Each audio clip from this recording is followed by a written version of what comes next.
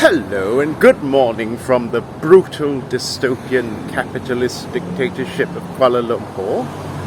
I hope you guys are having an amazing morning, because I'm having an amazing morning. And if I'm having an amazing morning, you should also be having an amazing morning. Look at all these lovely cars. BMWs, Hondas, lovely condos by the way. You see? Whoever said that Malaysia was a developing country? Malaysia is rich. Malaysia is wealthy.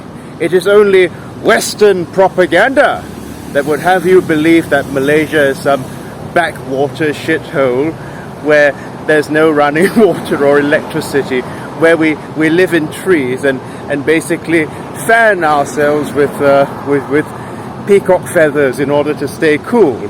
No, Malaysia is in fact developed, or at least a certain strata of Malaysia. So I'm reporting to you from Sri Hatamas, which is one of the more affluent bourgeois neighborhoods of Kuala Lumpur. Now, this neighborhood is basically what some might describe as being an oasis for white-collar Western expats.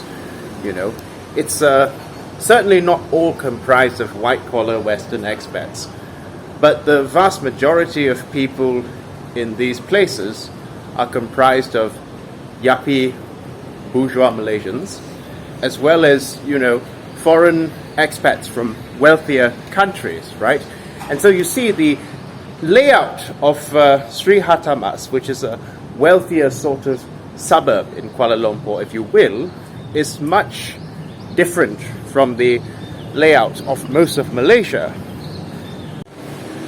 So if you step into Sri Hatamas, whose residents are mainly comprised of the yuppie or professional managerial classes of Malaysia, as well as affluent or relatively more affluent expats from places like South Korea or the Western world, you'll find that the feel of the place is a lot more bougie. You'll find that it's a lot more bourgeois than the rest of Malaysia. And it almost feels that when you have stepped into a place like this, after coming out of a suburb like Chow Kit, for example, well, it almost feels as if you stepped into an entirely different country altogether, right? But the truth is that this is not a reflection of what Malaysia really is. This is simply a very, very sanitized, or shall I say whitewashed neighborhood of Malaysia. And if you want to know Malaysians, as in the general masses of Malaysians, you know, it's probably not the best place to hang around all the time if you want to know the general sensitivities or sensibilities of Malaysians, because you see, this neighborhood is basically designed to cater to the more affluent global north expat population. In other words, it is a very, very, very gentrified neighborhood, but certainly not reflective of how Malaysia is as a whole. Much like Shanghai is sort of like a pocket, you know. It's like Shanghai itself is a pocket of how China really is, in the sense that Shanghai is not a reflection of how the rest of China, especially the rural areas, really are, right? So today I want to talk to you about the labor aristocracy and how a certain class of workers will inadvertently end up becoming more reactionary than another class of workers, right? And the reason I chose to shoot in this bourgeois neighborhood or in Hatamas is not to put down people from the yuppie or professional managerial classes. You know, it's certainly not to denigrate these people. It's certainly not to denigrate people from the expat community as well. But I intend to show you, rather, how, you know, a contradiction of interests can be created by the capitalist ruling class. by basically creating a rift in the working class, in the sense that a certain section of the working class basically enjoys better material conditions. They're still oppressed, make no mistake, but they enjoy better material conditions than another section of the working class, right? And this type of worker, basically usually the white-collar professional managerial worker, or the Western expat who earns double what the local earns, is known as the labor aristocracy. Let's begin. Now, the professional managerial class is actually, believe it or not, a very, very recent phenomenon in the history of human civilization, which marked the end of the transition from farm to factory, right? Simply put, in the 18th and 17th centuries, there were no marketing managers or business consultants, simply because that the mode of production in feudal times did not really require these people. But you have the transition that occurs from feudalism to capitalism, which necessitates basically a class or a strata of the working class, a strata of the workers, in order to manage and maintain the rest of the workers, basically to keep the rest of the workers under control.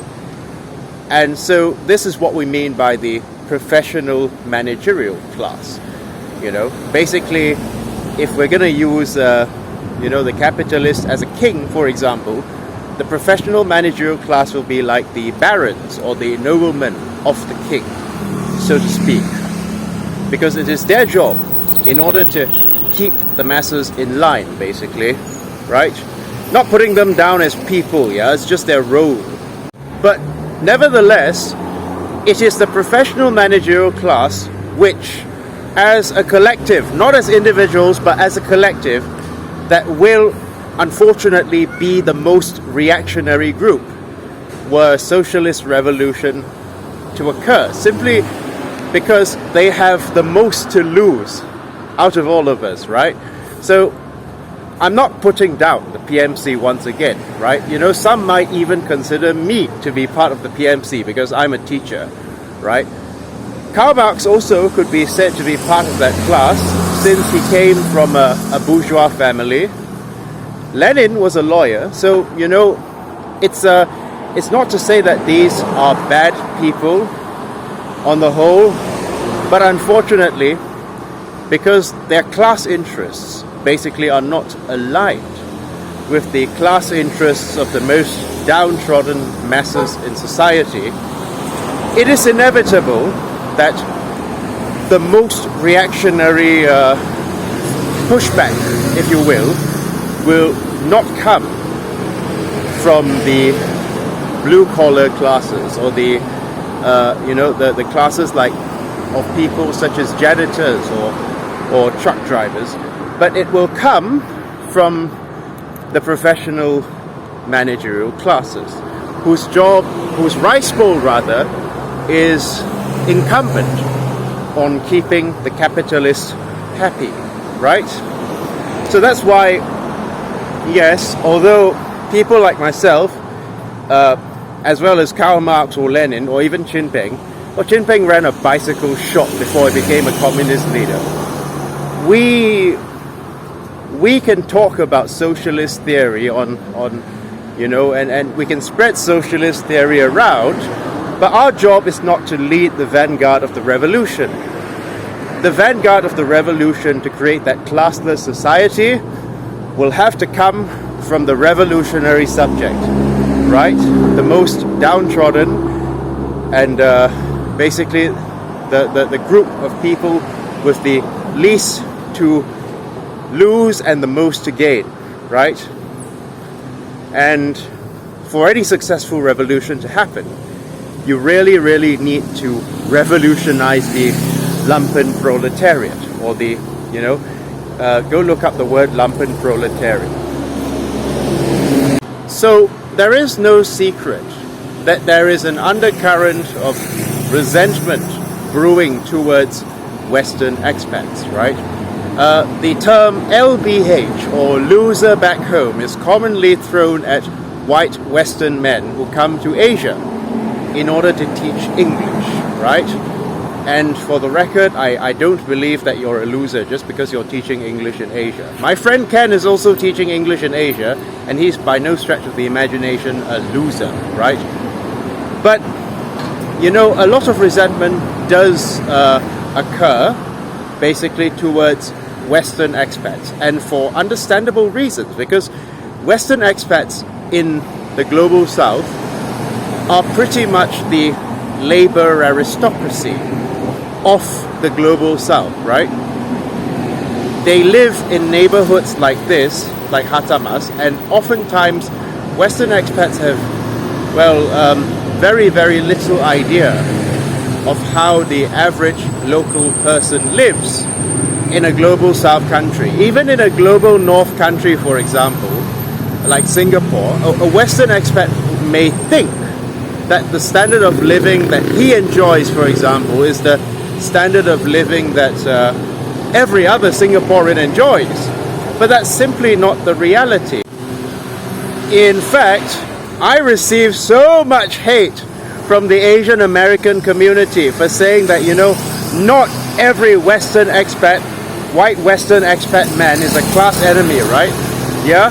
Just because they came over here to improve their material conditions, it certainly doesn't make them a loser, and it certainly doesn't make them an enemy of the Asian working class. The real enemy of the Asian working class is the capitalists that brought them here in the first place, right? And played divide and conquer between us and them, right? But that's not how the Asian Americans, unfortunately, saw it, because they're so caught up in racial identity politics. They actually said to me, "Oh, you're naive about Westerners," as if I didn't live in a Western country for 4 years. And it really seemed to cheese them off to know that some of my friends are in white male Asian female relationships. Happily so as well, right?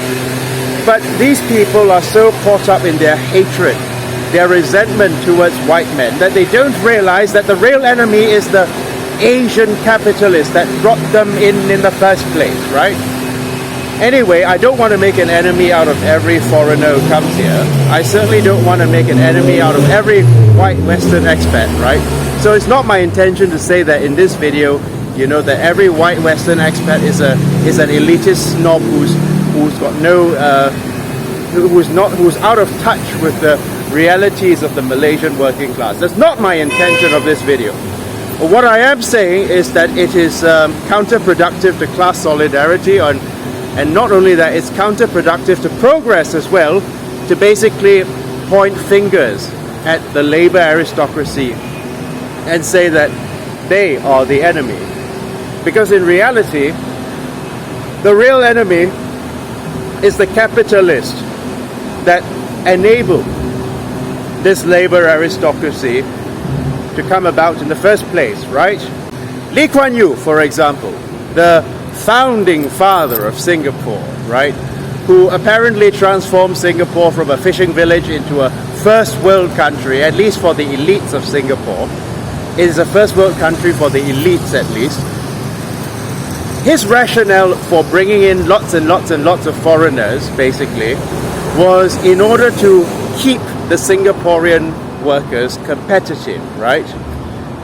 But in reality, when the capitalist or the bourgeoisie bring in foreign talent, so to speak, it is not done with the intention of helping the country to grow, right? Because if they really wanted to help the country to grow, they could have sent their people overseas to be educated by more developed countries, and brought the political or scientific or administrative knowledge back to help their country to grow.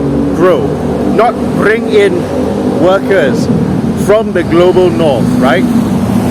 In order to keep their own people competitive, right? Because even when I was a student in Australia, even I was not able to get a posting as an English teacher trainee. Why? Because the Australians wanted to prioritize their own people first, right? So I came back here and I did my training in Malaysia, right? But that's another story for another day. You see, when capitalists say they bring in foreign talent, especially from global north countries, in order to keep their own people competitive, the reality is that these people are brought in order to not only rule over the masses, because let's not bullshit, let's not beat about the bush.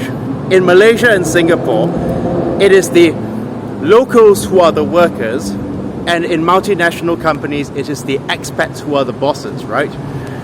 Namely Western expats. But the fact of the matter is that, you know, the reason why these expats get better packages than locals, and why they get better working conditions than locals, although they might have been oppressed proletariat in their own countries, is basically to create a rift in the working people of the world, basically. Because the expat and the locals both think that each other is a class enemy, right? Well, not so much the expat, but more so much the local. And so that's why it creates a feeling of distrust among the masses, right? When the capitalists created the labor aristocracy, whether that's on an international level, like bringing in expat workers and paying them more, or on a national level, when you create a labor aristocracy basically to rule over the people, it is done in order to diminish or basically stamp out any notions of class consciousness or class solidarity.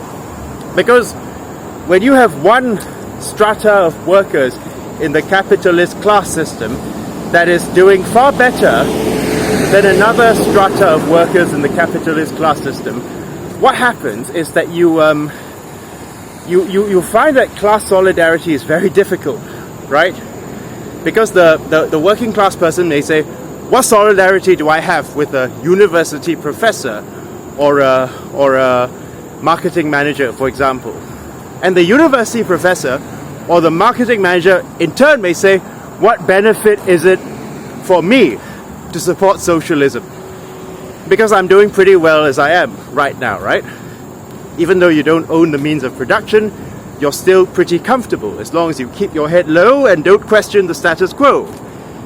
So that is why the most reactionary element of the working class tends to be, not always, but tends to be the group that has the most to lose, or I should say basically the fear of losing their rice bowl, basically. And in order to keep their rice bowl intact, they need to support capitalism, right?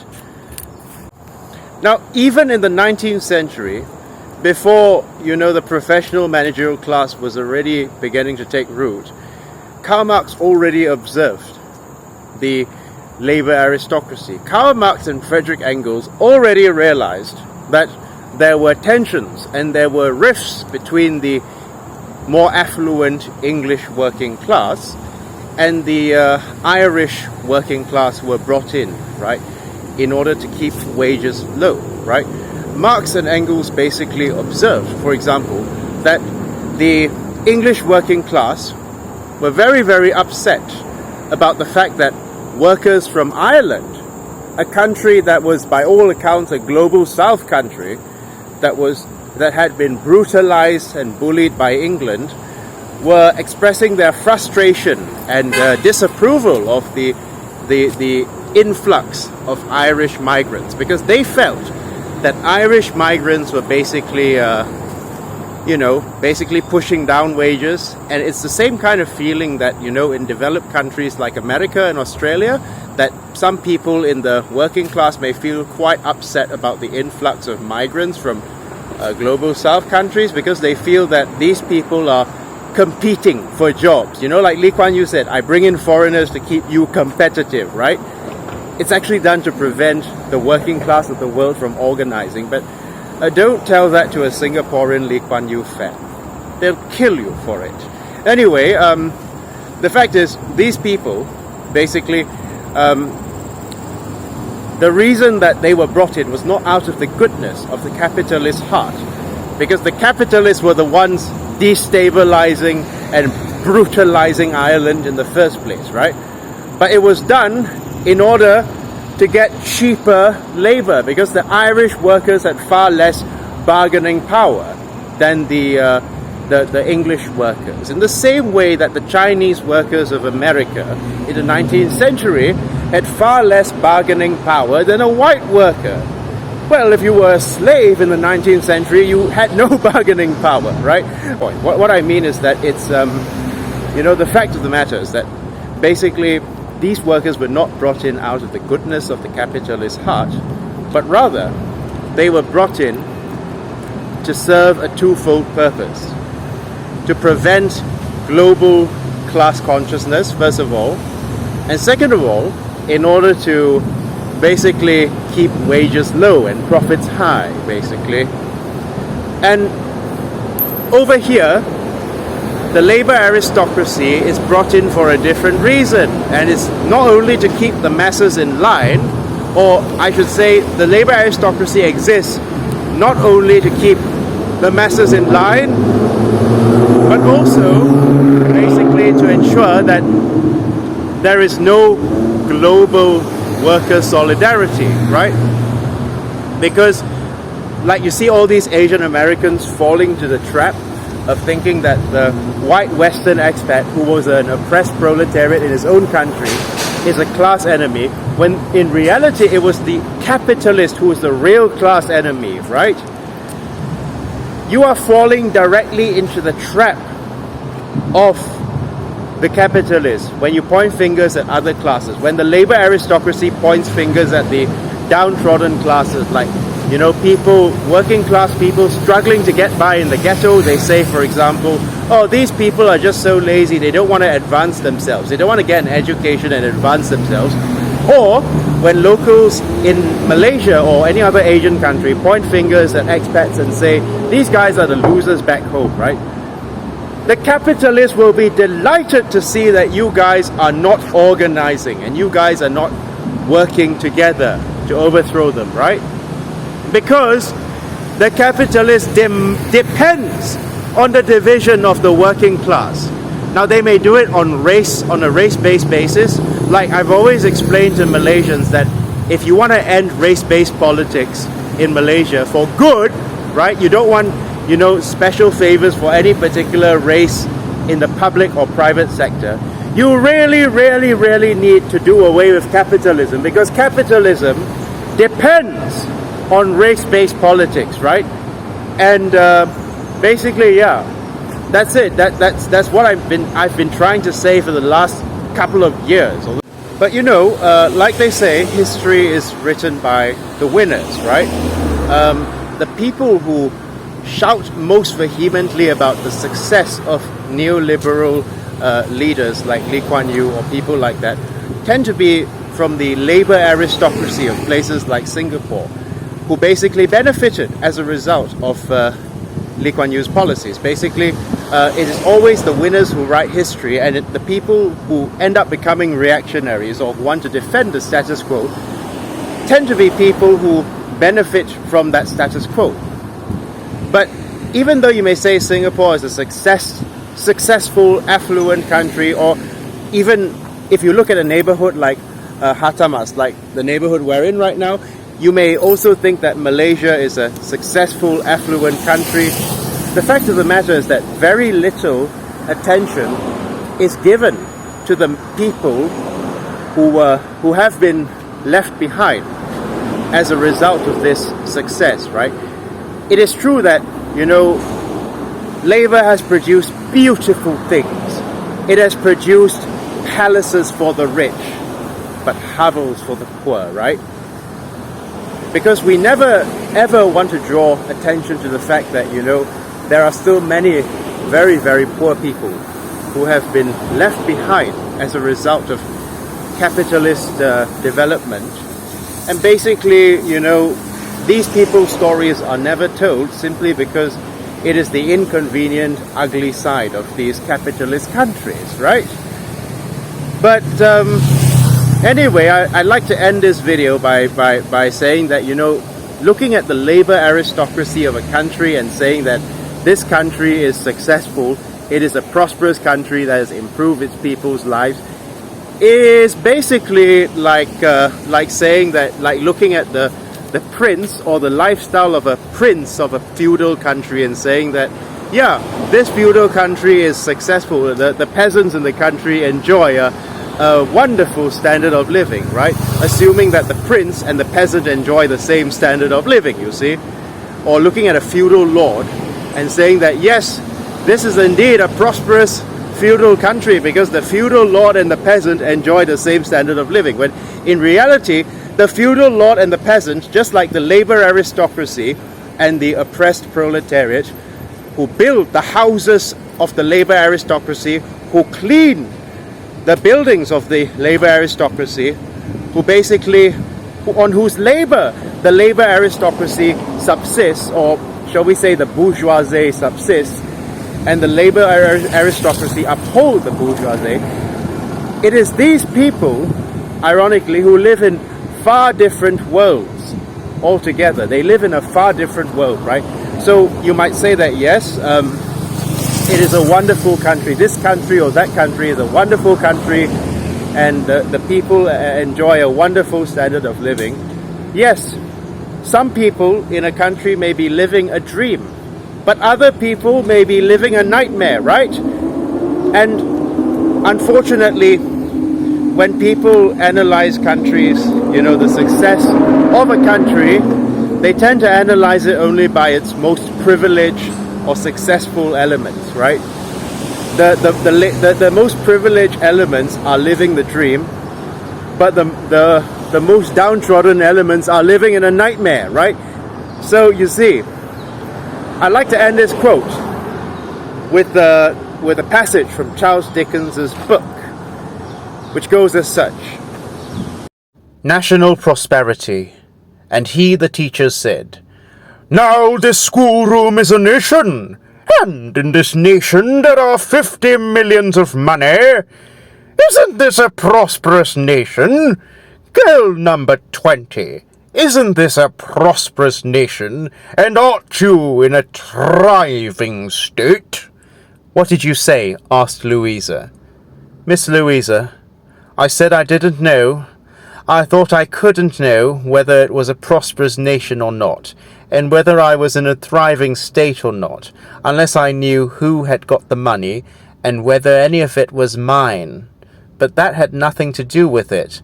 It was not in the figures at all," said Sissy, wiping her eyes. So again, it's not my intention to bring hatred upon any class in society. It's not my intention to stir up populist dislike towards expats or towards more privileged members of society who come from privileged backgrounds.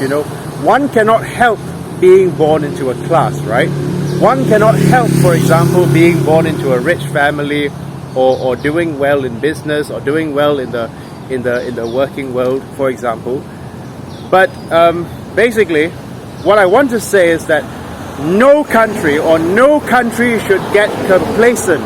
That is to say that just because a certain group of people have risen above poverty, but many others are still living in dire poverty, I don't think any leader or any country should be resting on its laurels and saying we are a successful country. Because the success or the greatness of a country is not demonstrated by the number of millionaires in that country, but by how the most vulnerable members of that country are treated, right? If classes still exist in a country, it is not a successful country.